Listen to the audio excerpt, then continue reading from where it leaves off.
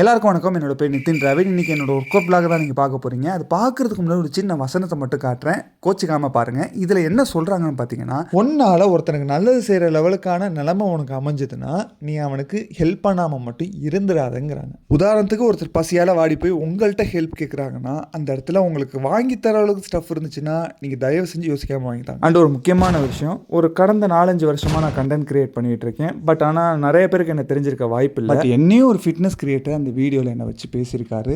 அது பார்க்கும்போது எனக்கு ரொம்ப சந்தோஷமாக இருந்துச்சு. அந்த வீடியோவில் அட்டாச் பண்ணியிருக்கேன். ஸோ மறக்காமல் போய் செக். அதில் முக்கியமாக ரீச்சுக்காக எவ்வளோ எக்ஸ்ட்ரீமான போயிட்டு இருக்காங்கன்றதை பற்றி நான் சொல்லியிருந்தாரு. நம்ம ரீச் ஆகணும்னு நினச்சிருந்தா என்றைக்கும் அந்த மாதிரி வித்தையை கையில் எடுத்திருப்போம். அப்படிப்பட்ட ரீச் நம்மளுக்கு எப்பயுமே தேவை கிடையாது, அது நிரந்தரமும் கிடையாது. பட் உங்ககிட்டேருந்து ஒரு சின்ன ஹெல்ப் எனக்கு தேவைப்படுது. இந்த மாதிரி ஷ்ரெட்டடாக இருந்த பாடி டிஎன்பிசி ப்ரிப்பரேஷனில் இருக்கும்போது டோட்டலாக ஒர்க் அவுட் விட்ட காரணத்தால் என்னோட பாடி டோட்டலாக இந்த மாதிரி ஆனிச்சு. அதுக்கப்புறம் திரும்பியும் 2 monthsலேயே நான் இந்த பாடியை கொண்டு வந்துட்டேன். இதுக்கப்புறம் நான் பல்க் பண்ணவா கட் பண்ணவாங்கிறத கமெண்ட் செக்ஷனில் சஜஸ்ட் பண்ணுங்கள்.